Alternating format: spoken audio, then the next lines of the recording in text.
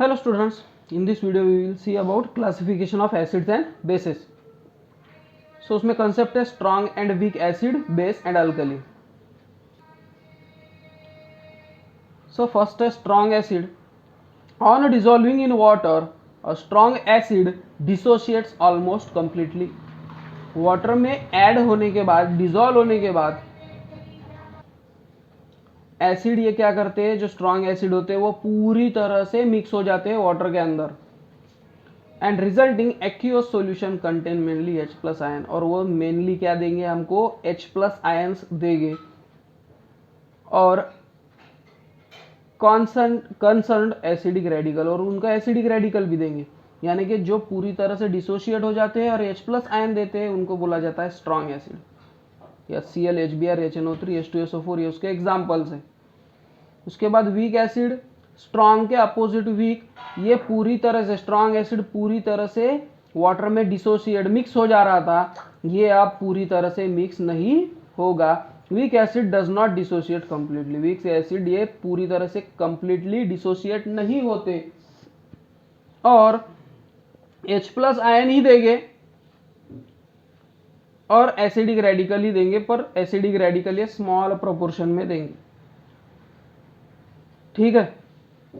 और डिसोसिएशन वाला बहुत कम देंगे और अनडिसोसिएटेड जो पूरी तरह मिक्स नहीं हुआ वो ज्यादा प्रोपोर्शन देंगे। तो H2CO3 CH3COOH जिसको एसिडिक एसिड बोला जाता है, ये उसके एग्जाम्पल है। समझ में आया? स्ट्रॉन्ग एसिड अगर आपको समझ में आया तो वीक एसिड आपको इजीली अंडरस्टैंड हो जाएगा। स्ट्रॉन्ग एसिड क्या था, ऐसे एसिड जो पूरी तरह से कंप्लीटली डिसोशिएट होते हैं और पीछे कोई भी तरह का पाउडर फॉर्म नहीं रखते और वो H प्लस आयन देंगे, तो वो है स्ट्रॉन्ग एसिड। वीक एसिड यानी कि जो पूरी तरह से डिसोशिएट अब नहीं होते और वो भी H प्लस आयन ही देंगे। नीचे की लाइन सभी सेम ही है दोनों में, सिर्फ लिख कर क्या है कि weak acid does not dissociate completely, ये पूरी तरह डिसोशिएट नहीं होते, कुछ तरह से मिक्स हो जाएंगे, बाकी का पाउडर फॉर्म नीचे रख देंगे, तो वो हो गए वीक एसिड। उसके बाद है strong base. Strong base on dissolving in water dissociate completely, strong base ये कंप्लीटली डिसोशिएट पूरी तरह से वाटर में मिक्स हो जाएंगे और OH निगेटिव आयन देंगे, NaOH KOH COH/2 Na2OH Na2O, ये सब एग्जाम्पल क्या है स्ट्रॉन्ग बेस के। और स्ट्रॉन्ग बेस का अपोजिट है वीक बेस। वीक बेस ये पानी के अंदर कंप्लीटली डिसॉल्व नहीं होने वाले हैं, कुछ ना कुछ अमाउंट उसमें वापस रखने ही वाले, पूरी तरह से ये पिघलेंगे नहीं पानी के अंदर। और OH निगेटिव आयन, तो ये नीचे की लाइन तो सभी सेम ही, तो उसको बोला जाता है वीक बेस, जैसे NH4OH, ठीक है। तो स्ट्रॉन्ग एसिड पानी के अंदर पूरे मिक्स हो जाएंगे, H प्लस आयन देंगे। वीक एसिड पानी में पूरी तरह से मिक्स नहीं होंगे और H प्लस आयन ही देंगे। स्ट्रॉन्ग बेस पानी में पूरी तरह मिक्स हो जाएंगे, OH निगेटिव आयन देंगे मेन। और वीक बेस ये पानी में वाटर के अंदर पूरी तरह से डिसॉल्व नहीं होने वाले हैं और OH निगेटिव आयन तो देंगे ही देंगे, ठीक है। तो ये हो गए वीक बेस।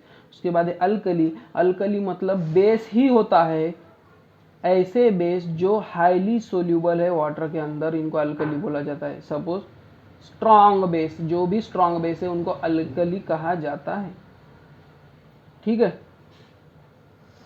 तो the base which are highly soluble in water, जो बेस हाईली सोल्यूबल है वाटर के अंदर उनको अल्कली बोला जाता है, ओके। उसके बाद है बेसिसिटी एंड एसिडिटी।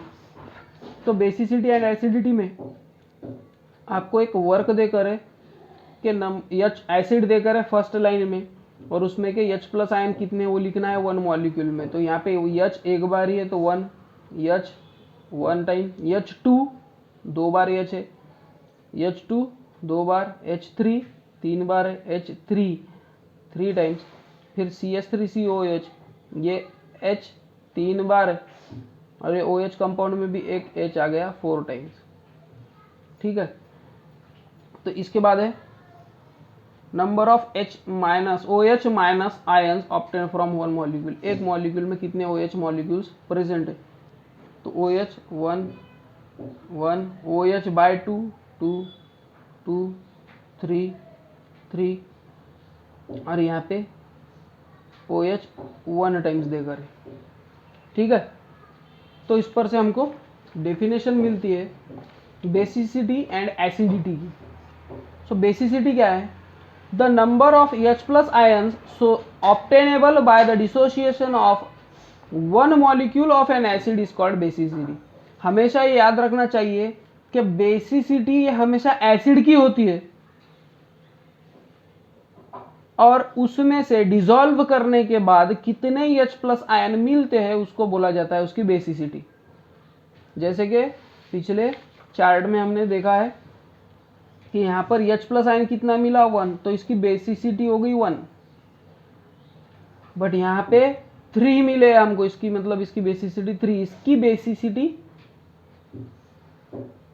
किस पर से हमने काउंट किया? H प्लस आयन से। ओके, उसके बाद है अब इसमें 3 बेसिसिटी है, तो ये बेसिसिटी ज्यादा होगी, यानी ये एसिड बेस के तरफ ज्यादा जा रहा है।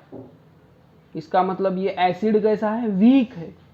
ये एसिड वीक है क्योंकि ये बेस के तरफ ज्यादा झुक रहा है, और ये एसिड इसकी बेसिसिटी सिर्फ 1 है, सबसे कम है, तो ये बहुत स्ट्रांग एसिड है। समझ में आ रहा है? तो ये स्ट्रांग एसिड क्यों बोला जाता है? क्योंकि इसकी बेसिसिटी कम है। और वैसे ही अब है acidity of base. Acidity of base मतलब the number of OH negative ions obtainable by dissociation of one molecule of base is called acidity. Acidity हमेशा बेस की ही होती है, उल्टे नाम है, याद रखना। तो एसिडिटी ऑफ बेस मतलब OH नेगेटिव आयन कितने मिलते हैं? तो यहाँ पर OH नेगेटिव आयन 1, तो इसकी एसिडिटी कितनी होगी? सिर्फ 1। और इसकी एसिडिटी कितनी होगी? 3।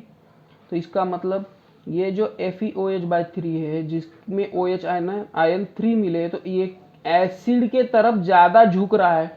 इसका मतलब ये बेस कैसा है? वीक बेस है।